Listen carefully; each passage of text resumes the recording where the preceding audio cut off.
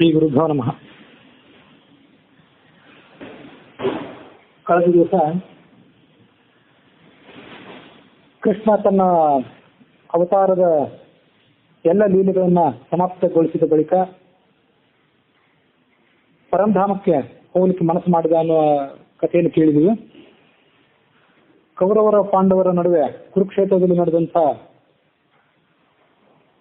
ಭೀಕರವಾದಂತಹ ಯುದ್ಧವೂ ಮುಗಿದಿತ್ತು.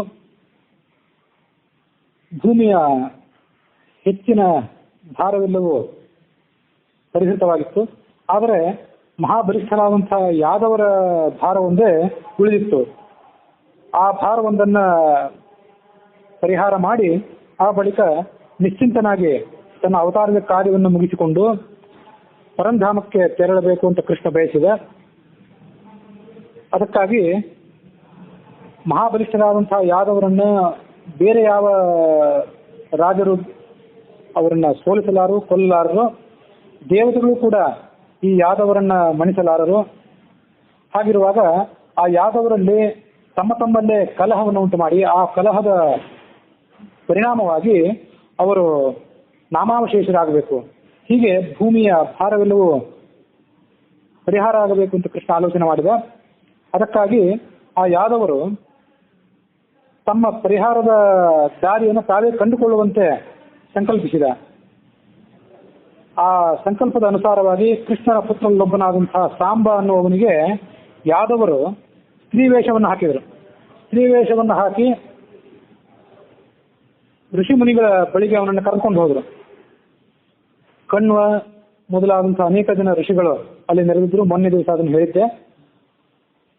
ಸ್ತ್ರೀವೇಷವನ್ನ ಆತನಿಗೆ ಧಾರಣೆ ಮಾಡಿಸಿ, ಪೂಜ್ಯರೇ, ಇವಳು ಬಭ್ರುವಿನ ಅಂದ್ರೆ ಅಕ್ರೂರನ ಹೆಂಡತಿ, ಗರ್ಭಿಣಿಯಾಗಿದ್ದಾಳೆ, ತುಂಬ ಗರ್ಭಿಣಿಯಾಗಿದ್ದಾಳೆ. ಇಂದೋ ನಾಳೆಯೋ ಆಕೆಗೆ ಪ್ರಸವ ಸನ್ನಿಹಿತವಾಗಿದೆ. ಆಕೆ ನಾಚಿಕೆಯಿಂದ ತಮ್ಮನ್ನ ಕೇಳಲಿಕ್ಕೆ ಸಿದ್ಧರಾಗಿಲ್ಲ.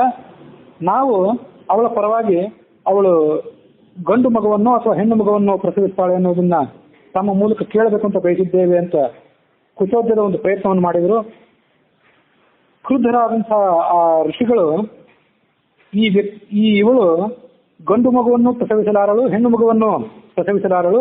ಈಕೆ ಪ್ರಸವಿಸುವುದೇನಿದೆ ಒಂದು ಕಬ್ಬಿಣದ ಒನಕೆಯನ್ನ, ಅದು ನಿಮ್ಮ ಕುಲದ ಅಂತ್ಯಕ್ಕೆ ಕಾರಣ ಆಗ್ತದೆ ಅಂತ ಯಾದವರಿಗೆ ಆ ಋಷಿಗಳು ಶಾಪ ಕೊಟ್ಟಿದ್ರು. ಅಷ್ಟು ಘಟನೆಯನ್ನು ಮೊನ್ನೆ ದಿವಸ ನೋಡಿದ್ವಿ. ಇದಾದ ಬಳಿಕ ದೇವತೆಗಳು ಕೃಷ್ಣನನ್ನ ಪರಂಧಾಮಕ್ಕೆ ಹಿಂತಿರುಗಲಿಕ್ಕೆ ಪ್ರಾರ್ಥನೆ ಮಾಡಿದಂತಹ ಒಂದು ಪ್ರಕರಣ ಭಾಗವತದ ಏಕಾದಶ ಸ್ಕಂದದ 6ನೇ ಅಧ್ಯಾಯದಲ್ಲಿ ವರ್ಣಿತವಾಗಿದೆ.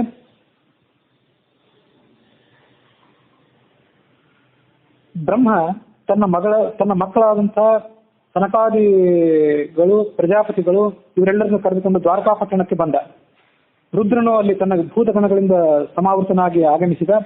ಮರುದ್ಗಣಗಳು, ಇಂದ್ರ, ದ್ವಾದಶ ಆದಿತ್ಯರು, ಅಷ್ಟವಸುಗಳು, ಅಶ್ವಿನಿ ದೇವತೆಗಳು, ಋಭು ಅಂಗಿರಸರು, ಏಕಾದಶಿ ರುದ್ರರು, ವಿಶ್ವ ದೇವತೆಗಳು, ವಿದ್ಯಾಧರರು, ಕಿನ್ನರರು, ಸಿದ್ಧಚಾರಣರು, ಗುಷ್ಯಕರು ಎಲ್ಲರೂ ಕೂಡ ಆ ಭಗವಂತನ ನಿವಾಸವಾದಂತಹ ದ್ವಾರಕಾಪಟ್ಟಣಕ್ಕೆ ಆಗಮಿಸಿದರು. ಹಿಂದೆ ಹರಿವಂಶದ ಮೊದಲನೇ ಪರ್ವದಲ್ಲಿ ನಾವು ಆ ಕಥೆಯನ್ನು ಗಮನಿಸಿದ್ದೀವಿ. ಭೂಭಾರದ ಪರಿಹಾರಕ್ಕಾಗಿ ನೀನು ಭೂಮಿಗೆ ಇಳಿದು ಬಂದು ಭೂಭಾರದ ಕಾರ್ಯದ ಜವಾಬ್ದಾರಿಯನ್ನು ಸ್ವೀಕರಿಸಬೇಕು ಅಂತ ಆತನನ್ನು ಪ್ರಾರ್ಥನೆ ಮಾಡಲಿಕ್ಕೂ ಕೂಡ ಈ ಬ್ರಹ್ಮ ಮೊದಲಾದಂತಹ ದೇವತೆಗಳು ಆಗಮಿಸಿದ್ರು.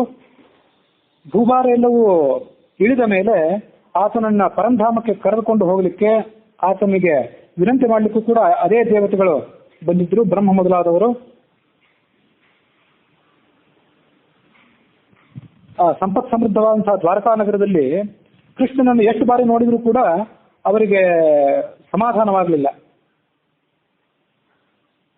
ಬ್ರಹ್ಮ ಮೊದಲಾದವರು ಈ ರೀತಿಯಾಗಿ ಕೃಷ್ಣನನ್ನ ಮುಂದೆ ಹೇಳುವಂತೆ ಸ್ಮರಣೆ ಮಾಡಿದರು. ನತಾಸ್ಮತೆ ನಾಥ ಪದಾರವಿಂದಂ ಬುದ್ಧೀಂದ್ರಿಯ ಪ್ರಾಣ ಮನೋವಚೋಭಿ ಹೆಚ್ಚಿಂತ್ಯತೆ ಅಂತರ್ಹೃದಿ ಭಾವಯುಕ್ತೈ ಮುಮುಕ್ಷುಭಿ ಕರ್ಮಮಯ ಉರುಪಾಶಾತ್. ಭಗವಂತನೇ, ಕರ್ಮ ಅನ್ನುವಂತಹ ಮಹಾಪಾಶಗಳಿಂದ ನಾವು ಸಂಸಾರದಲ್ಲಿ ಸಿಲುಕಿದಂಥ ಜೀವಿಗಳು ಕಟ್ಟಲ್ಪಟ್ಟಿದ್ದೇವೆ. ಭಗವಂತನಾದಂತಹ ನಿನ್ನ ದಿವ್ಯವಾದಂತಹ ಪಾದಾರವಿಂದಗಳನ್ನು ನಮ್ಮ ಹೃದಯದಲ್ಲಿ ಸ್ಮರಣೆ ಮಾಡದ ಹೊರತು ನಮಗೆ ಯಾವುದೇ ಬಿಡುಗಡೆಯೂ ಕೂಡ ಇಲ್ಲ. ಸತ್ವ, ರಜಸ್ಸು, ತಮಸ್ಸು ಮೊದಲಾದಂತಹ 3 ಗುಣಗಳನ್ನ ಆಶ್ರಯಿಸಿಕೊಂಡು ನೀನು ಈ ಜಗತ್ತನ್ನು ಸೃಷ್ಟಿ ಮಾಡಿಸಿ ಮತ್ತೆ ಪಾಲನೆ ಮಾಡಿದಿ. ಲಯವೂ ಕೂಡ ನಿನ್ನಿಂದಲೇ ಆಗಬೇಕಾದದ್ದು. ನೀನು ರಾಗದ್ವೇಷಾದಿ ದೋಷಗಳಿಂದ ಸರ್ವಥಾ ಮುಕ್ತನಾಗಿದ್ದಿ. ದೋಷರಹಿತವಾದಂತಹ ಆತ್ಮಾನಂದದಲ್ಲಿ ಸದಾ ಮಗ್ನನಾಗಿದ್ದಿ. ಶುದ್ಧಿಂ ನೃಣಾಂ ನತು ತಥೇದ್ಯ ದುರಾಶಯಾನಾಂ. ದೇವಶ್ರೇಷ್ಠನೇ, ಸಜ್ಜನರಿಗೆ ನಿನ್ನ ಲೀಲಾ ಪ್ರಸಂಗಗಳನ್ನ, ಲೋಕೋತ್ತರವಾದಂತಹ ನಿನ್ನ ಕೀರ್ತಿಯನ್ನ ಸ್ಮರಣೆ ಮಾಡೋದರ ಹೊರತಾಗಿ ಬೇರೆ ಯಾವುದೂ ಆಸಕ್ತಿದಾಯಕವಾದಂತಹ ವಿಷಯವಿಲ್ಲ. ಅವರ ಅಂತಃಕರಣ ಶುದ್ಧ ಆಗೋದು ಹೇಗೆ ಅಂದ್ರೆ ದಿನನಿತ್ಯವೂ ಅವರು ನಿನ್ನ ಲೀಲೆಗಳನ್ನು ಸ್ಮರಣೆ ಮಾಡಿದರೆ ಮಾತ್ರ. ಆದರೆ ಯಾವ ದುರ್ಜನರು ಮನಸ್ಸಿನಲ್ಲಿ ರಾಗದ್ವೇಷಗಳನ್ನು ತುಂಬಿಕೊಂಡಿರ್ತಾರೆ ಅವರಿಗೆ ನಿನ್ನ ಉಪಾಸನೆ, ನಿನ್ನನ್ನು ಪ್ರಶಂಸೆ ಮಾಡುವಂತಹ ವೇದಗಳ ಅಧ್ಯಯನ, ದಾನ, ತಪಸ್ಸು, ಯಜ್ಞ ಇತ್ಯಾದಿಗಳು ಮಾಡಲಿಕ್ಕೆ ಅವರಿಗೆ ಮನಸ್ಸೇ ಪ್ರವೃತ್ತವಾಗೋದಿಲ್ಲ. ಒಂದು ವೇಳೆ ಮಾಡಿದರೂ ಕೂಡ ಅವರಿಗೆ ಅವರ ಚಿತ್ತ ಶುದ್ಧ ಆಗೋದಿಲ್ಲ. ಮುನಿಗಳು ಅಂತ ಯಾಕೆ ಕರೀತಾರೆ ಅಂದ್ರೆ ಮನನಶೀಲರಾದವರು. ವೇದೋಕ್ತವಾದಂತಹ ತತ್ವಜ್ಞಾನವನ್ನು ಪಡೆದುಕೊಂಡು ಶ್ರವಣದ ಮೂಲಕ ಪಡೆದುಕೊಂಡು ಶ್ರವಣದ ಮುಂದಿನ ಹಂತವಾದಂತಹ ಮನನವನ್ನ ಸಮಾಧಿ ಮಗ್ನರಾಗಿ ಯೋಗ ಮಗ್ನರಾಗಿ ಮಾಡಿಕೊಳ್ಳುವುದರಿಂದ ಅವರು ಮುನಿಗಳು ಅಂತ ಕರೆಯಲ್ಪಡ್ತಾರೆ. ಅಂಥ ಮುನಿಗಳು ಪ್ರೇಮದಿಂದ ನಿನ್ನ ದಿವ್ಯ ಚರಣಾರವಿಂದವನ್ನು ಧ್ಯಾನ ಮಾಡ್ತಾರೆ. ಅವರ ಉದ್ದೇಶ ನಿನ್ನ ಸಾಮೀಪ್ಯವನ್ನು ಪಡೆಯುವುದೇ ಆಗಿರ್ತದೆ. ಮತ್ತೆ ಕೆಲವರು ಐಶ್ವರ್ಯವನ್ನು ಪಡೆದುಕೊಳ್ಳೋದಕ್ಕಾಗಿ ವಾಸುದೇವ, ಸಂಕರ್ಷಣ, ಪ್ರದ್ಯುಮ್ನ, ಅನಿರುದ್ಧ ಅನ್ನುವಂಥ ನಿನ್ನ 4 ರೂಪಗಳನ್ನ ಧ್ಯಾನ ಮಾಡ್ತಾರೆ. ಮತ್ತೆ ಕೆಲವರು ಸ್ವರ್ಗದ ಮಾರ್ಗವನ್ನು ಕೂಡ ದಾಟಿ ನಿನ್ನ ದಿವ್ಯ ಧಾಮವನ್ನು ತಲುಪುವುದಕ್ಕಾಗಿ 3 ಕಾಲದಲ್ಲೂ ಕೂಡ ನಿನ್ನ ದಿವ್ಯವಾದಂತಹ ಪಾದಪದ್ಮಗಳನ್ನು ಪೂಜೆ ಮಾಡ್ತಾರೆ.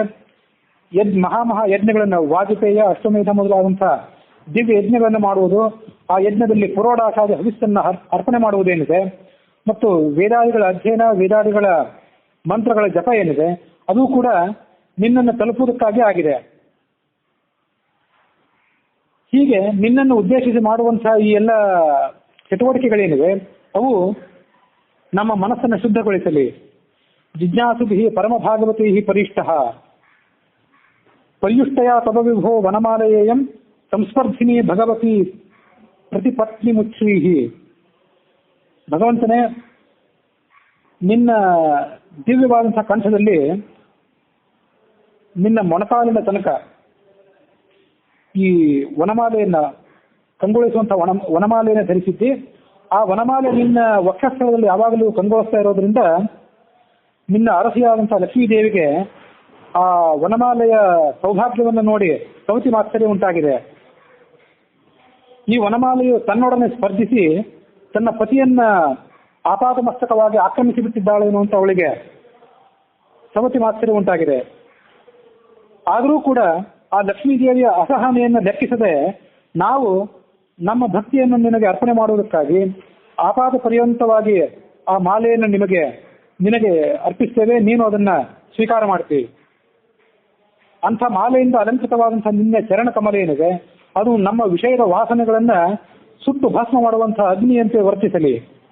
ಭೂಯಾ ಸದಾ ಅಂಘಿ ಅಶುಭಾಶಯ ಧೂಮಕೇತು. ಪರಬ್ರಹ್ಮ ಸ್ವರೂಪನೇ, ಹಿಂದೆ ವಾಮನಾವತಾರವನ್ನು ನೀವು ತಾಳಿದ್ದಿ. ವಾಮನಾವತಾರವನ್ನು ತಾಳಿ ಆ ಬಲಿಯು ದಾನ ಮಾಡಿದಂತಹ 3 ಹೆಜ್ಜೆಗಳನ್ನ ಸ್ವೀಕಾರ ಮಾಡಿ ಆ 3 ಹೆಜ್ಜೆಗಳಷ್ಟು ಅಳತೆಗಳಿಂದಲೇ ಇಡೀ ಭೂಮಿಯನ್ನ ಅಳೆದು ಮೊದಲನೇ ಹೆಜ್ಜೆಯಿಂದ ಭೂಮಂಡಲವನ್ನು ಆಕ್ರಮಿಸಿದೆ. 2ನೇ ಹೆಜ್ಜೆಯಿಂದ ಸತ್ಯಲೋಕ ಸಮೇತವಾದಂತಹ ಸಕಲ ಅಂತರಿಕ್ಷವನ್ನು ನೀನು ಆಕ್ರಮಿಸಿದೆ. ಆಗ ನಿನ್ನ ಪಾದ ದಿವ್ಯವಾದಂತಹ ವಿಜಯಧ್ವಜದಂತೆ ಕಾಣಿಸ್ತಾ ಇತ್ತು. ಬ್ರಹ್ಮ ತನ್ನ ಲೋಕಕ್ಕೆ ಬಂದು ಮುಟ್ಟಿದಂತಹ ದಿವ್ಯ ಪಾದ ಪದ್ಮವನ್ನು ತೊಳೆದ ಬಳಿಕ ಆ ಪವಿತ್ರವಾದಂತಹ ಪಾದ ಪದ್ಮದಿಂದ ಹೊರಟಂತಹ ತೀರ್ಥ ಏನಿದೆ ಅದು ಗಂಗೆಯನ್ನ ಹೆಸರನ್ನು ಪಡೆದುಕೊಂಡು 3 ಪ್ರವಾಹದ ಮೂಲಕವಾಗಿ ಕೆಳಗೆ ಇಳಿದು ಬಂತು.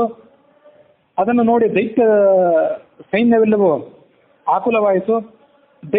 ದೇವತೆಗಳ ಸೈನ್ಯ ನಿರ್ಭೀತವಾಯಿತು.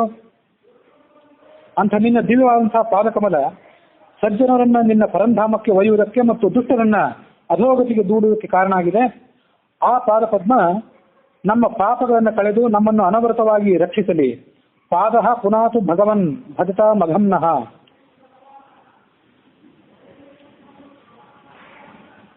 ಸತ್ವ ರಜ ತಮಸ್ಸು ಅನ್ನುವಂಥ 3 ಪ್ರಕೃತಿಯ ಗುಣಗಳೇನಿವೆ, ಈ ಗುಣಗಳಿಂದ ಕಟ್ಟಲ್ಪಟ್ಟಂತಹ ಗುಣಕ್ಕೆ ಅಧೀನರಾದಂತಹ ಈ ಜಗತ್ತು, ಸಚರಾಚರವಾದಂತಹ ಜಗತ್ತೇನಿದೆ, ಅದು ನಿನ್ನ ಭಗವಂತನ ವಶವರ್ತಿಯಾಗಿದೆ. ಹೇಗೆಂದ್ರೆ ಮೂಗುದಾರ ಹಾಕಿದ ಪ್ರಾಣಿಗಳು ಆ ಪ್ರಾಣಿಗಳ ಪಾಲಕನ ವಶವರ್ತಿಯಾಗಿರುವಂತೆ. ಅದಕ್ಕಾಗಿ ಭಗವಂತನನ್ನ ನಮ್ಮ ಪಶೂನಾಂ ಪತಯೇ ಅಂತ ವರ್ಣನೆ ಮಾಡಿದ್ದೇವೆ ರುದ್ರಾಧ್ಯಾಯದಲ್ಲಿ. ಈ ಎಲ್ಲ ಜೀವಿಗಳ ಜಯ ಅಪಜಯ ಇತ್ಯಾದಿಗಳಿಗೂ ನೀನೇ ಕಾರಣನಾಗಿದ್ದಿ, ಕಾಲಸ್ವರೂಪನಾಗಿದ್ದಿ. ನಿನ್ನ ಚರಣ ಕಮಲವು ನಮಗೆ ಸೌಖ್ಯವನ್ನು ಕೊಡಲಿ. ಶಮ್ನಸ್ತನೋತು ಚರಣ ಪುರುಷೋತ್ತಮಸ್ಯ. ಭಗವಂತನೇ, ವಿದ್ವಾಂಸರು ನಿನ್ನನ್ನ ಪ್ರಕೃತಿ, ಪುರುಷ, ಮಹತ್ತತ್ವ, ಅಹಂಕಾರ ತತ್ವ ಇತ್ಯಾದಿಗಳೆಲ್ಲವನ್ನೂ ನಿಯಂತ್ರಣ ಮಾಡುವಂತಹ ಕಾಲಸ್ವರೂಪ ಎಂಬುದಾಗಿ ವರ್ಣನೆ ಮಾಡ್ತಾರೆ. ಶೀತಕಾಲ, ಮಳೆಗಾಲ, ಬಿಸಿಲು ಕಾಲ ಇತ್ಯಾದಿ ಸಕಲ ಕಾಲಗಳು, ಸಂವತ್ಸರಗಳು ಇತ್ಯಾದಿ ರೂಪವಾಗಿ ವಿಭಿನ್ನ ಪ್ರಭೇದಗಳನ್ನು ಹೊಂದಿರುವಂತಹ ಕಾಲ ಏನಿದೆ, ಆ ಕಾಲವೆಲ್ಲವೂ ಕೂಡ ನಿನ್ನ ಅಧೀನವೇ ಆಗಿದೆ. ಅಂತ ನಿನ್ನ ಚರಣ ಕಮಲಗಳು ನಮ್ಮನ್ನ ರಕ್ಷಣೆ ಮಾಡಲಿ. ಕಾಲೋ ಗಭೀರಯ ಉತ್ತಮ ಪುರುಷತ್ವಂ. ಈ ಪುರುಷ ಅನ್ನೋ ಹೆಸರಿನಿಂದ ಕರೆಯಲ್ಪಟ್ಟಂತಹ ಭಗವಂತ ಏನಿದ್ದಾನೆ, ನಿನ್ನ ಸ್ವರೂಪನಾದಂತಹ ಭಗವಂತ, ಆ ಹಿರಣ್ಯಗರ್ಭ ಚತುರ್ಮುಖ ಬ್ರಹ್ಮ ಏನಿದ್ದಾನೆ, ಅವನು ನಿನ್ನಿಂದ ಪ್ರೇರಣೆಯನ್ನು ಪಡೆದುಕೊಂಡು, ನಿನ್ನಿಂದ ಶಕ್ತಿಯನ್ನು ಪಡೆದುಕೊಂಡು ಜಗತ್ತಿನ ಉತ್ಪತ್ತಿಯನ್ನ ಪ್ರಾರಂಭ ಮಾಡ್ತಾನೆ. ಆತ ಮಹತ್ತತ್ವಕ್ಕೆ ಅಭಿಮಾನಿ ದೇವತೆಯಾಗಿದ್ದಾನೆ. ಅದೇ ಮಹತ್ತತ್ವವೇ ಮುಂದೆ ಅಹಂಕಾರ, ಪೃಥ್ವಿ, ಜಲ, ತೇಜಸ್ಸು, ವಾಯು, ಆಕಾಶ ಇತ್ಯಾದಿ ರೂಪವಾದಂತಹ 7 ಆವರಣಗಳಿಂದ ಕೂಡಿದಂತಹ ಸುವರ್ಣಮಯವಾದಂತಹ ಈ ಬ್ರಹ್ಮಾಂಡವನ್ನ ಸೃಷ್ಟಿ ಮಾಡಿದೆ. ಆದ್ರಿಂದ ನೀನು ಸ್ಥಾವರಲಿಂಗಮಾತ್ಮಕವಾದಂತಹ ಈ ಜಗತ್ತಿಗೆ ಒಡೆಯನಾಗಿದ್ದಿ. ನೀನು ಅನೇಕ ಅವತಾರಗಳನ್ನು, ರಾಮಕೃಷ್ಣ ಮೊದಲಾದಂತಹ ಅನೇಕ ಅವತಾರಗಳನ್ನ ನಿನ್ನ ಮಾಯೆಯ ಮೂಲಕವಾಗಿ ತಳೆದಿದ್ದರೂ ಕೂಡ, ಆ ಅವತಾರಗಳಲ್ಲಿ ವಿಭಿನ್ನವಾದಂತಹ ಭೋಗಗಳನ್ನು ಅನುಭವಿಸಿದ್ರೂ ಕೂಡ ಆ ಯಾವ ಭೋಗದ ಅಂಟು ಅಥವಾ ಆ ಅಂಟಿನ ನಂಟು ನಿನಗಿಲ್ಲ. ನಿನ್ನನ್ನು ಬಿಟ್ಟು ಬೇರೆಯವರು ಆ ವಿಷಯಗಳನ್ನು ಪರಿತ್ಯಾಗ ಮಾಡದೇ ಇದ್ರೂ ಕೂಡ ಯಾವಾಗಲೂ ಕೂಡ ಅದು ಅವರಿಗೆ ಅಂಟಿದ್ದೆ. ಭಗವಂತನ ನಾವು ಅದನ್ನು ಗಮನಿಸಬೇಕು. ಹಿಂದೆ ಇಲ್ಲಿ ತನಕ ನಾವು ಕೇಳಿದಂತಹ ಲೀಲೆಗಳಲ್ಲಿ ಭಗವಂತ 16,108 ಮತ್ತು ಅನೇಕ ಅಸಂಖ್ಯ ಗೋಪಸ್ತ್ರೀಯರು ಇವ್ರ ಜೊತೆಗೆಲ್ಲ ರಾಸಲೀಲೆ ಮಾಡಿದಂತಹ ವರ್ಣನೆ ನಾವು ನೋಡಿದ್ದೀವಿ. ಅದನ್ನೆಲ್ಲ ಮಾಡಿದ್ರೂ ಕೂಡ ಅವನಿಗೆ ಅದರ ನಂಟಿಲ್ಲ ಎಂಬುದಾಗಿ ಇದೇ ಭಾಗವತದಲ್ಲಿ ನೋಡಿದ್ದೀವಿ. ಅದು ಆತನ ವೈಭವ. ನಾವು ನಮ್ಮಂಥವರು ಎಲ್ಲ ಸಂಘವನ್ನು ಪರಿತ್ಯಾಗ ಮಾಡಿದ್ದೇವೆ ಅಂತ ಹೇಳಿಕೊಂಡು ಆ ಥರ ವೇಷವನ್ನು ಧಾರಣೆ ಮಾಡಿಕೊಂಡು ಕೂತ್ಕೊಂಡ್ರು ಮನಸ್ಸಿನಲ್ಲಿ ನಾವು ಅದನ್ನು ಧಾರಣೆ ಮಾಡ್ತೇವೆ. ಆದ್ರಿಂದ ನಾವು ಕಳ್ಳರು ಅಂತ ಅನ್ಕೊಳ್ತೇವೆ ಭಗವದ್ಗೀತೆ ಹೇಳುವಂತೆ. ಹೀಗೆ ಶಾರೀರಿಕವಾಗಿ ಅದನ್ನೆಲ್ಲವನ್ನು ಕೂಡ ಪರಿತ್ಯಾಗ ಮಾಡಿದ್ರು ಕೂಡ ಮಾನಸಿಕವಾಗಿ ಅದರಲ್ಲಿ ನಾವು ಲೀನರಾಗಿರುವುದರಿಂದ ನಮಗೆ ಅದರ ಅಂಟು ಇದ್ದದ್ದೇ. ಭಗವಂತನೇ 16,000ಕ್ಕಿಂತ ಅಧಿಕರಾದಂತಹ ಸ್ತ್ರೀಯರು ನಿನ್ನ ಅಂತಃಪುರದಲ್ಲಿದ್ದರು, ಇದ್ದಾರೆ ಇವತ್ತು. ಅವರು ತಮ್ಮ ಕಿರುನಗೆಯಿಂದ, ಕುಡಿಗಣ್ಣ ನೋಟದಿಂದ, ಹಾವಭಾವಗಳಿಂದ, ನೃತ್ಯ ಸಂಗೀತಗಳಿಂದ, ಸಮೂಹಕವಾದಂತಹ ಕಾಮದ ಬಾಣಗಳಿಂದ ನಿನ್ನನ್ನು ಆಕರ್ಷಣೆ ಮಾಡಲಿಕ್ಕೆ ಸದಾ ಪ್ರಯತ್ನ ಪಟ್ಟಿದ್ದಾರೆ. ಆದರೆ ನಿನ್ನ 11 ಇಂದ್ರಿಯಗಳು, 5 ಕರ್ಮೇಂದ್ರಿಯಗಳು, 5 ಜ್ಞಾನೇಂದ್ರಿಯಗಳು ಮತ್ತು ಮನಸ್ಸು, ಇದು ಯಾವುದೂ ಕೂಡ ಅವರ ಯಾವ ಹಾವಭಾವಕ್ಕೂ ಕೂಡ ತುತ್ತಾಗಲಿಲ್ಲ, ಸಂಚಲಿತವಾಗಲಿಲ್ಲ. ಮಾಯಾವಲೋಕ ಲವದರ್ಶಿತ ಭಾವಹಾರಿ ಭೂಮಂಡಲ ಪ್ರಹಿತ ಸೌರತ ಮಂತ್ರ ಚೌಂಡೈ ಪತ್ನಸ್ತು 16,000 ಅನಂಗಬಾಣೈ ಯಸ್ಯ ಇಂದ್ರಿಯಂ ವಿಮತಿತುಂ ಕರಣೈ ನ ವಿಗ್ರಹ. ಭಗವಂತನ ಇಂದ್ರಿಯಗಳಿಗೆ ಚಂಚಲತೆಯನ್ನು ಉಂಟು ಮಾಡಲಿಕ್ಕೆ ಅವರು ಯಾರೂ ಕೂಡ ಸಮರ್ಥರಾಗಲಿಲ್ಲ. ಭಗವಂತನೇ, ನೀನು ಈ 3 ಲೋಕದ ಪಾಪಗಳನ್ನು ತೊಳೆದು ಹಾಕುವುದಕ್ಕಾಗಿ 2 ವಿಧವಾದಂತಹ ನದಿಗಳನ್ನು ಹರಿಸ್ತಾ ಇದ್ದಿ. ಅದರಲ್ಲಿ ಒಂದು ಗಂಗಾ ನದಿ, ಅದೆಲ್ಲರಿಗೂ ಗೊತ್ತಿದ್ದಂಥದ್ದೇ. ಮತ್ತೊಂದು ನಿನ್ನ ಲೀಲೆಗಳು, ನಿನ್ನ ಬಾಲ್ಯ ಲೀಲೆಗಳಿಂದ ಆರಂಭಿಸಿ ನೀನು ಪರಂಧಾಮಕ್ಕೆ ಹೋಗುವ ತನಕ ನೀನು ಲೀಲೆಗಳೇನಿವೆ, ಈ ಲೀಲೆಗಳ ವರ್ಣನೆ ಎನ್ನುವಂತಹ ಅಮೃತಮಯವಾದಂಥ ನದಿ ಏನಿದೆ, ಇದು ಎರಡನೇ ನದಿಯಾಗಿದೆ. ಭಾಗ್ಯಶಾಲಿಗಳಾದಂತಹ ಭಾಗವತರು ಶಾರೀರಿಕವಾಗಿ ಆ ಗಂಗಾ ನದಿಯಲ್ಲಿ ಸ್ನಾನ ಮಾಡಿ ಪಾವಿತ್ರ್ಯವನ್ನು ಪಡ್ಕೊಳ್ತಾರೆ ಮತ್ತು ತಮ್ಮ ಕಣ್ಗಳ ಮೂಲಕ ನಿನ್ನ ಲೀಲೆಯನ್ನು ನೋಡ್ಲಿಕ್ಕೆ ಅವಕಾಶ ಇಲ್ಲದೆ ಇದ್ದವರು ಕಿವಿಗಳ ಮೂಲಕ ನಿನ್ನ ಲೀಲೆಗಳ ಶ್ರವಣವನ್ನು ಮಾಡಿ, ಹೀಗೆ ಎರಡೂ ನದಿಗಳಲ್ಲಿ ಸ್ನಾನ ಮಾಡಿ ತಮ್ಮ ಸಮಸ್ತ ಪಾಪಗಳನ್ನು ಕೂಡ ಪಡ್ಕೊಳ್ತಾರೆ. ಹೀಗೆ ಸಮಸ್ತ ದೇವತೆಗಳಿಂದ ಸಮೇತನಾದಂತಹ ಆ ಚತುರ್ಮುಖ ಬ್ರಹ್ಮ ತನ್ನನ್ನ ಭಗವಂತನ ಸ್ತೋತ್ರ ಮಾಡಿ ಅಂತರಿಕ್ಷದಲ್ಲೇ ನಿಂತ್ಕೊಂಡಿದ್ದ. ಅವನು ಆಕಾಶದಲ್ಲೇ ನಿಂತ್ಕೊಂಡು ಸರ್ವಾತ್ಮನಾದಂತಹ ಭಗವಂತನೇ, ನಾವು ಈ ಹಿಂದೆ ನಿನ್ನನ್ನ ಭೂಭಾಗ ಹರಣಕ್ಕಾಗಿ ಭೂಮಿಯಲ್ಲಿ ಅವತರಿಸುವಂತ ಕೇಳ್ಕೊಂಡಿದ್ದೆವು. ನಮ್ಮ ಪ್ರಾರ್ಥನೆಯನ್ನು ಮನ್ನಿಸಿ ನೀನು ಯಥೋಚಿತವಾದಂತಹ ರೀತಿಯಲ್ಲಿ ಅವತರಿಸಿದಿ. ಮುಂದೆ ಆ ಧರ್ಮವನ್ನು ಕೂಡ ಭೂಮಿಯಲ್ಲಿ ನೆಲೆಗೊಳಿಸಿದೆ. ನಿನ್ನ ಶುಭ್ರವಾದಂತಹ ಕೀರ್ತಿಯನ್ನು ಎಲ್ಲ ಕಡೆ ಪಸರಿಸಿದೆ. ನೀನು ಸರ್ವೋತ್ತಮ ಅಂತನ್ನುವುದನ್ನ ಈ ಯದುವಂಶದಲ್ಲಿ ಹುಟ್ಟಿಯೇ ನೀನು ಎಲ್ಲ ಕಡೆ ಪ್ರಸಿದ್ಧಪಡಿಸಿದೆ. ಕಲಿಯುಗದಲ್ಲಿ ಯಾವ ಭಾಗವತರು ನಿನ್ನ ಲೀಲಾ ಪ್ರಸಂಗಗಳನ್ನ ಕೇಳ್ತಾರೆ ಮತ್ತು ಕೇಳಿಸ್ತಾರಲ್ಲ, ಅವರು ಬಹಳ ಸುಲಭವಾಗಿ ಅಜ್ಞಾನದ ಅಂಧಕಾರವನ್ನು ದಾಟ್ತಾರೆ. ಅದನ್ನ ಹಿಂದೊಮ್ಮೆ ಹೇಳಿದ್ದೆ, ನೆನಪು ಮಾಡ್ಕೊಳ್ಳಿ. ಈ ಕಲಿಯುಗದಲ್ಲಿ ಇಷ್ಟಿದು ಭಯಂಕರವಾದಂತಹ ಕಾಲ, ಇಷ್ಟು ಅನ್ಯಾಯ ಅಕ್ರಮಗಳು ನಡೆಯುವಂತಹ ಕಾಲ ಅಂತ ನಾವೆಲ್ಲ ಮೇಲಿನ ಮೇಲೆ ಕಲಿಯುಗವನ್ನ ಮತ್ತು ಆ ಸಂದರ್ಭದಲ್ಲಿ ಹುಟ್ಟಿದಂತಹ ನಮ್ಮ ದೌರ್ಭಾಗ್ಯವನ್ನ ಕಳೀತಾ ಇರ್ತೇವೆ. ಆದರೆ ಕಲಿಯುಗದ ಧರ್ಮ ಮತ್ತು ಕಲಿಯುಗಕ್ಕೆ ಭಗವಂತ ಮಾಡಿದಂತಹ ಆಶೀರ್ವಾದ ಅವುಗಳಿಗೆ ಅನುಸಾರವಾಗಿ ಕಳೆದ ಯುಗದಲ್ಲಿ ಪುಣ್ಯ ಸಂಪಾದನೆಗಾಗಿ ಮತ್ತು ಭಗವಂತನ ಅನುಗ್ರಹ ಸಂಪಾದನೆಗಾಗಿ ಯಾವ ಮಹಾ ಯಜ್ಞಗಳನ್ನು ಮಾಡಬೇಕಾಗಿತ್ತು, ಎಷ್ಟು ಕಷ್ಟಕರವಾದಂತಹ ಯಜ್ಞಗಳನ್ನು ಮಾಡಬೇಕಾಗಿತ್ತು, ಆ ಯಜ್ಞಗಳನ್ನು ಈಗ ಮಾಡಬೇಕಾಗಿಲ್ಲ. ಅಷ್ಟು ಕಷ್ಟಕರವಾದಂತಹ ವ್ರತಗಳನ್ನು ಈಗ ಮಾಡಬೇಕಾಗಿಲ್ಲ. ಭಗವಂತನ ನಾಮಸ್ಮರಣೆಯೊಂದನ್ನ ಸಂಪೂರ್ಣ ಭಕ್ತಿಪೂರ್ವಕವಾಗಿ ನಾವು ಮಾಡಿದ್ದಾದ್ರೆ ಎಷ್ಟು ಪಾಪಗಳು ಪರಿಹಾರ ಆಗ್ತಾವಲ್ಲ, ಅಷ್ಟು ಪಾಪಗಳನ್ನು ನಾವು ಮಾಡ್ಲಿಕ್ಕೆ ಸಾಧ್ಯ ಇಲ್ಲ ಅಂತ ವರ್ಣನೆ ಮಾಡಿದ್ದೀವಿ ಶಾಸ್ತ್ರ. ಆದ್ರೆ ಅಷ್ಟು ಭಕ್ತಿಪೂರ್ವಕವಾಗಿ ನಾವು ಅದನ್ನು ಮಾಡ್ಬೇಕಷ್ಟೇ. ನಾವು ನಮ್ಮಲ್ಲಿ ಅತ್ಯಂತ ಪರಮನೀಚರಾದವರು ಕೂಡ ಏನು ಪಾಪಗಳನ್ನು ಮಾಡಬಹುದಲ್ಲ, ಆ ಎಲ್ಲ ಪಾಪಗಳನ್ನು ಮತ್ತು ಅದಕ್ಕಿಂತ ಹೆಚ್ಚಿನ ಪಾಪಗಳನ್ನ ಪರಿಹಾರ ಮಾಡಿ ತೊಳೆದು ಹಾಕುವಂತ ಶಕ್ತಿ ಭಗವಂತನ ನಾಮಸ್ಮರಣೆಗಿದೆ. ಅಷ್ಟು ಭಕ್ತಿಯಿಂದ ಮಾಡಬೇಕಾದಂತಹ ಕರ್ತವ್ಯವನ್ನು ನಾವು ಮಾಡಬೇಕಷ್ಟೇ. ಹಾಗಾಗಿ ಪುರುಷೋತ್ತಮನೇ, ನೀನು ಯದುವಂಶದಲ್ಲಿ ಅವತರಿಸಿ ಇಲ್ಲಿಗೆ 100ರ ಮೇಲೆ ಅನೇಕ ವರ್ಷಗಳು ಕಳೆದಿವೆ. 125 ವರ್ಷ ಅಂತ ಭಾಗವತ ಹೇಳಿದ್ದಿದೆ. ಅದನ್ನು ಸ್ವಲ್ಪ ಗಮನಿಸಬೇಕೆಲ್ಲರೂ. 125 ವರ್ಷ ಅಂತ ಹೇಳಿದ್ದಿದೆ.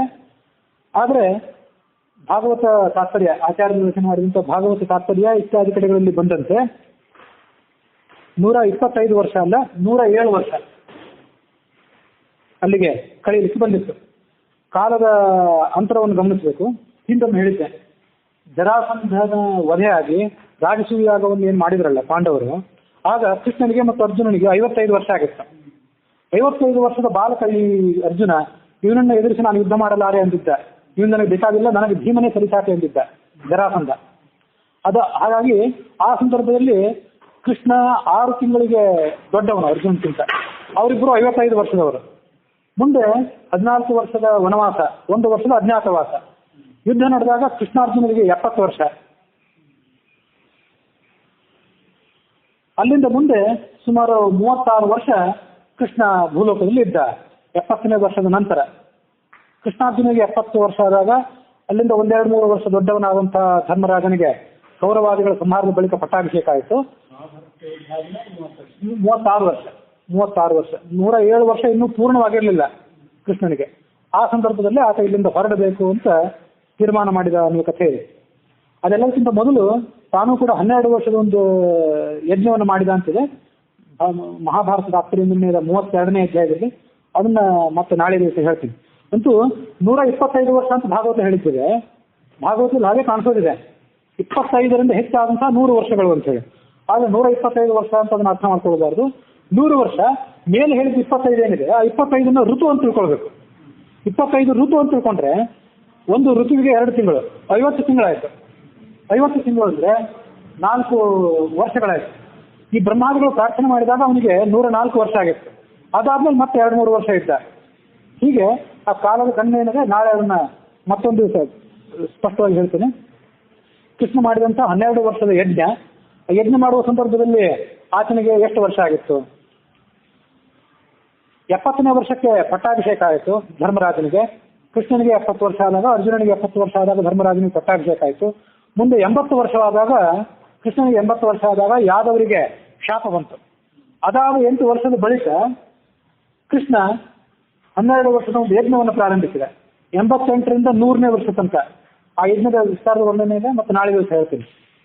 60 ದಾಟಿತು ಅಂದ್ರೆ ನಮಗೆ ಯಜ್ಞವನ್ನು ಮಾಡುವಾಗ ಹೋಗಿ ಭಗವಂತ ನಾಮಸ್ಮರಣೆಗೆ ನಮ್ಮ ನಾಲಿಗೆ ಮೇಲೆ ಹೊರಲಾರದು. ಅಂತ ಸಂದರ್ಭದಲ್ಲಿ 12 ವರ್ಷದ ಸುದೀರ್ಘವಾದಂತಹ ಯಜ್ಞವನ್ನು ಮಾಡಿದ. 100 ವರ್ಷಕ್ಕೆ ಆ ಯಜ್ಞ ಮುಗಿಯಿತು.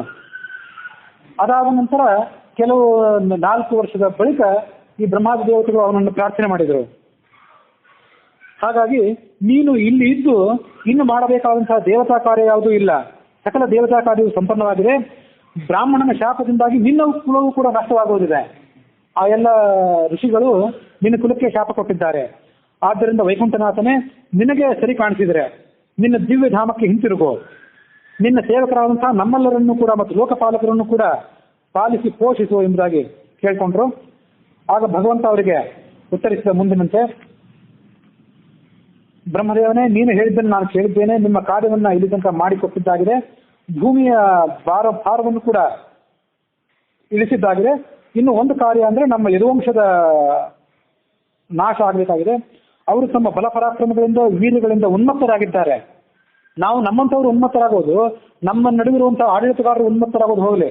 ಭಗವಂತ ಯಾವ ವಂಶದಲ್ಲಿ ಜನಿಸಿದ್ದ, ಯಾವ ವಂಶವನ್ನ, ಯಾವ ನಗರವನ್ನ ತನ್ನ ಕೀರ್ತಿಯಿಂದ ಬೆಳಗಿದ್ದ, ಆ ವಂಶದವರೇ ಉನ್ಮತ್ತರಾಗಿದ್ದರು. ನಾನು ಅವರ ಉನ್ಮತ್ತತನವನ್ನ, ಅವರ ಉದ್ದಟ ವರ್ತನೆಯನ್ನ, ಕಡಲ ಪ್ರವಾಹವನ್ನು ಹೇಗೆ ತಡೆದು ನಿಲ್ಲಿಸುತ್ತದಲ್ಲ, ಆ ಥರ ನನ್ನ ಅಚಿಂತ್ಯ ಶಕ್ತಿಯನ್ನು ತಡೆದು ನಿಲ್ಲಿಸಿದ್ದೇನೆ.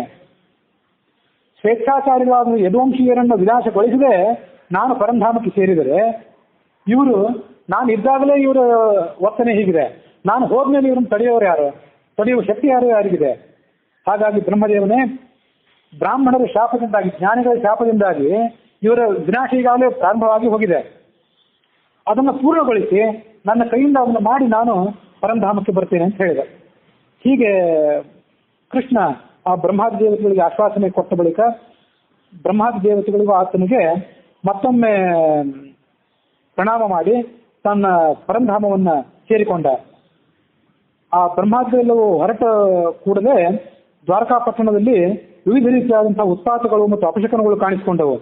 ಅದನ್ನು ನೋಡಿದಂಥ ಕೆಲವು ಹಿರಿಯ ಯಾದವರು ಕೃಷ್ಣನ ಬಳಿಗೆ ಬಂದು ತಮ್ಮ ಆತಂಕವನ್ನು ತೋಡಿಕೊಂಡ್ರು.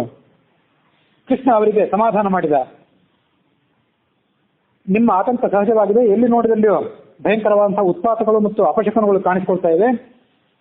ಜ್ಞಾನಿಗಳ ಶಾಪವನ್ನ ನಮ್ಮ ವಂಶಯುಗ ಪಡೆದುಕೊಂಡಿದೆ. ಹಾಗಾಗಿ ಸದ್ಯದಲ್ಲೇ ನಾವು ಈ ಕ್ಷೇತ್ರವನ್ನ, ನಮ್ಮ ದ್ವಾರಕಾ ನಗರವನ್ನು ಬಿಟ್ಟು ಪ್ರಭಾಸ ಕ್ಷೇತ್ರಕ್ಕೆ ಹೋಗಿ ಬಿಡೋಣ. ಪ್ರಭಾಸ ಕ್ಷೇತ್ರಕ್ಕೆ ಹೋಗಿ ಅಲ್ಲಿ ವಿವಿಧ ರೀತಿಯಾದ ಧಾರ್ಮಿಕ ಕಾರ್ಯಗಳನ್ನು ಹಮ್ಮಿಕೊಳ್ಳೋಣ. ಆ ಕ್ಷೇತ್ರದ ಮಹಿಮೆಯೇ ಆಗಿದೆ. ಇವತ್ತಿನ ಸೋಮನಾಥ ಕ್ಷೇತ್ರ ಏನಿದೆ ಗುಜರಾತಿಂದು, ಅದೇ ಪ್ರಭಾಸ ಕ್ಷೇತ್ರ. ದ್ವಾರಕಾ ನಗರಕ್ಕೆ ಸಮೀಪ ಇದ್ದಂಥದ್ದು. ಅಲ್ಲಿಗೆ ಹೋಗಿ ನಮ್ಮ ಸಕಲ ಪಾಪಗಳನ್ನ ಮತ್ತು ಸಕಲ ಭಯವನ್ನು ನಾವು ಪರಿಹಾರ ಮಾಡಿಕೊಳ್ಳೋಣ. ಹಿಂದೆ ಚಂದ್ರನಿಗೆ ಕ್ಷಯರೋಗ ಪ್ರಾಪ್ತ ಆಗಿತ್ತು. ಅವನಿಗೆ 27 ಜನ ಪತ್ನಿಯರಿದ್ರಲ್ಲ, ನಕ್ಷತ್ರ ರೂಪಿಣಿಯರಾದ ಪತ್ನಿಯರು, ಎಲ್ಲರನ್ನು ಕಡೆಗಣಿಸಿ ರೋಹಿಣಿ ಒಬ್ಬಳ ಜೊತೆ ಆತ ಕಾಲ ಕಳೆಯುತ್ತಿದ್ದ. ಉಳಿದವರು ತಮ್ಮ ತಂದೆಯಾದ ದಕ್ಷ ಪ್ರಜಾಪತಿಗೆ ದೂರ ಹೇಳಿದಾಗ ಆತ ನಿನಗೆ ಕ್ಷಯರೋಗ ಬಂದಲ್ಲಿ ಶಾಪ ಕೊಟ್ಟಿದ್ದ.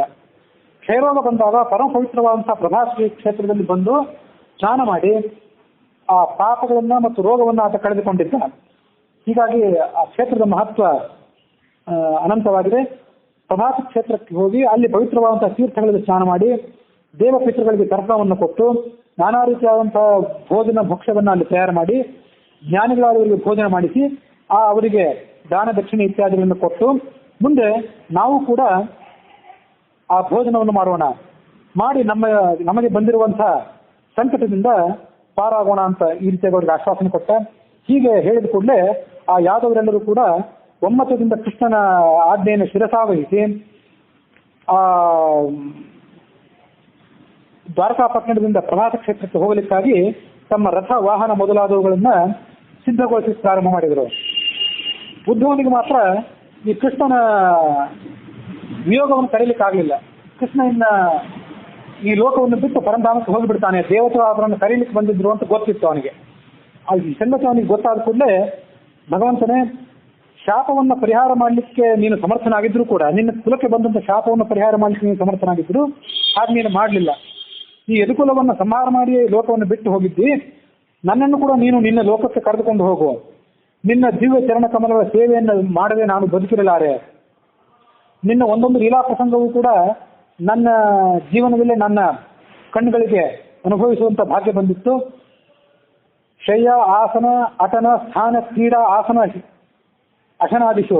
ಭಗವಂತನೇ, ನಿಂತಾಗ, ಮಲಗಿದಾಗ, ಎಚ್ಚರಗೊಂಡಾಗ, ತಿರುಗಾಡಿದಾಗ ನಿನ್ನ ಜೊತೆಯಲ್ಲಿ ನಾವೆಲ್ಲರೂ ಇರ್ತೇವೆ. ವಿಶೇಷವಾಗಿ ನಿನಗೆ ಮಂತ್ರಿ ಅನಿಸ್ಕೊಂಡಂತ, ನಿನಗೆ ಸಲಹೆಗಾರ ಅನಿಸ್ಕೊಂಡಂತ ನಾನು ಅದೆಲ್ಲವನ್ನು ನೋಡಿದ್ದೇನೆ. ನಿನ್ನ ಜೊತೆ ಸ್ನಾನ ಮಾಡಿದ್ದೇವೆ, ಜೊತೆಗೂಡಿ ಆಟವಾಡಿದ್ದೇವೆ, ಭೋಜನ ಮಾಡಿದ್ದೇವೆ. ನೀನು ನಮ್ಮನ್ನು ಬಿಟ್ಟು ಯಾವ ಕಾರ್ಯವನ್ನು ಮಾಡಿದ್ದಿಲ್ಲ. ಹಾಗಾಗಿ ನನ್ನನ್ನು ಕರೆದುಕೊಂಡೇ ನೀನು ಪರಂಧಾಮಕ್ಕೆ ಹೋಗಬೇಕು ಅಂತ ಕೇಳಿಕೊಂಡ. ನೀನು ಧರಿಸಿದಂತಹ ಮಾಲೆಯನ್ನು ನಾವು ಪ್ರಸಾದವಾಗಿ ನಮ್ಮ ಕಂಠದಲ್ಲಿ ಧರಿಸ್ತೇವೆ. ನೀನು ಕೊಟ್ಟಂತ ಗಂಧವನ್ನು ನಾವು ಶರೀರದಲ್ಲಿ ಧರಿಸ್ತೇವೆ. ನೀನು ಕೊಟ್ಟಂತಹ ವಸ್ತ್ರಗಳನ್ನೇ ಪರಮ ಪ್ರಸಾದವಾಗಿ ಶೇಷ ವಸ್ತ್ರ ಅಂತ ನಾವು ಧರಿಸ್ತೇವೆ. ಹೀಗಿರುವಾಗ ನೀನು ಬಿಟ್ಟಂತ ಭೋಜನವನ್ನೇ ನಾವು ಭೋಜನ ಮಾಡುವಾಗ ನಿನ್ನ ಪರಮ ಪವಿತ್ರವಾದಂಥ ಸಂಪರ್ಕವಿಲ್ಲದೆ ನಾನು ಇಲ್ಲಿ ಬದುಕಿರಲಾರೆ. ದೊಡ್ಡ ದೊಡ್ಡ ಜ್ಞಾನಿಗಳಾದವರು ಕೂಡ, ದಿಗಂಬರರಾದಂತಹ ಋಷಿಗಳೂ ಕೂಡ ನೈಷ್ಠಿಕ ಬ್ರಹ್ಮಚರ್ಯವನ್ನು ಮಾಡಿ ಪರಿಪಾಲನೆ ಮಾಡಿ ಅಧ್ಯಾತ್ಮ ವಿದ್ಯೆಯ ಸಾಧನೆಗಾಗಿ ಬಹಳವಾಗಿ ಶ್ರಮಿಸ್ತಾರೆ. ಅಂಥವರು ನಿನ್ನ ಪರಮ ಪವಿತ್ರವಾದಂತಹ ಧಾಮವನ್ನು ಪಡ್ಕೊಳ್ತಾರೆ. ನಾನು ನಿನ್ನ ಜೀವಿವಾದಂತಹ ಲೀಲೆಗಳನ್ನು ಕೀರ್ತನೆ ಮಾಡಿಯೇ ಸಂಸಾರದ ಸಾಗರವನ್ನು ದಾಟಿ ಬಿಡ್ಲಿಕ್ಕೆ ಅಪೇಕ್ಷೆ ಪಡ್ತೇನೆ. ಸ್ಮರಂತಹ ಕೀರ್ತಯಂತಸ್ತೆ ಕೃತಾನಿ ಗತಿತಾನಿ ಚ ಗತಿ ಉತ್ಸ್ಮಿತ ಈ ಕ್ಷಣ ಕ್ಷೇಲಿ ಎನ್ ದ್ರಲೋಕ ವಿಡಂಬನಂ. ನೀನು ಎಲ್ಲ ಮಾಯೆಯನ್ನು ಮೀರಿದಂತಹ ಭಗವಂತನಾಗಿದ್ದರೂ ಕೂಡ ನೀನು ಈ ಜಗತ್ತಿಗೆ ಬಂದು ಮನುಷ್ಯರನ್ನ ಅನುಕರಿಸಿ ಮಗುವಾಗಿ ಜನಿಸಿದೆ. ನಿನ್ನ ಸುಂದರವಾದಂತಹ ನಡಿಗೆ, ಜಗನ್ಮೋಹಕವಾದಂತಹ ಮಂದಹಾಸ, ನಿನ್ನ ಕಿರುನಗೆ, ನಿನ್ನ ಕುಡಿನೋಟ, ನಿನ್ನ ದೈತ್ಯರನ್ನು ಸಂಹಾರ ಮಾಡಿದಂತಹ ಲೀಲೆಗಳು, ಇದೆಲ್ಲವನ್ನು ಸ್ಮರಣೆ ಮಾಡಿಕೊಳ್ತಾ ನನ್ನ ಮನಸ್ಸನ್ನು ನಿನ್ನಲ್ಲಿ ನಾನು ಲೀನವಾಗಿ ಇರಿಸಲಿಕ್ಕೆ ಪ್ರಯತ್ನ ಪಡ್ತೇನೆ. ನಾವು ನಿನ್ನ ಮಾಯೆಗೆ ಭಯ ಪಡೋದಿಲ್ಲ. ಬೇರೆ ಯಾರಾದ್ರೂ ನಿನ್ನ ಮಾಯೆಗೆ ಭಯ ಪಡಲಿ, ನಾವೇಕೆ ನಿನ್ನ ಮಾಯೆಗೆ ಭಯ ಪಡಬೇಕು? ಆದ್ರೆ ನಿನ್ನ ವಿರಹಕ್ಕೆ ನಾವು ಭಯ ಪಡ್ತೇವೆ. ನೀನು ನಮ್ಮನ್ನು ಬಿಟ್ಟು ಹೋಗ್ತಿದ್ದೀಯ ಅನ್ನೋದು ದೊಡ್ಡ ಸಂಕಟದ ಸಂಗತಿಯಾಗಿದೆ ಇದು. ಹೀಗೆ ಉದ್ಧವ ವಿಜ್ಞಾಪನೆ ಮಾಡಿಕೊಂಡಾಗ ಕೃಷ್ಣ ಆತನ ಏಕಾಂತರದಲ್ಲಿ ಕೂಡಿಸಿಕೊಂಡು ತನಗೆ ಪ್ರಿಯನಾದಂತಹ ಅವನಿಗೆ ಮುಂದೆ ಹೇಳುವಂತ ದಿವ್ಯವಾದಂತಹ ಉಪದೇಶವನ್ನು ಮಾಡಿದ ಅನ್ನುವಲ್ಲಿಗೆ ಮಹಾಪುರಾಣವಾದಂತಹ ಪರಮಹಂಸ ಸಂಹಿತ ಅನಿಸಿಕೊಂಡಿರುವಂತಹ ಭಾಗವತದ ಏಕಾದಶ ಸ್ಕಂದದ 6ನೇ ಅಧ್ಯಾಯ ಸಮಾಪ್ತ ಆಗಿದೆ.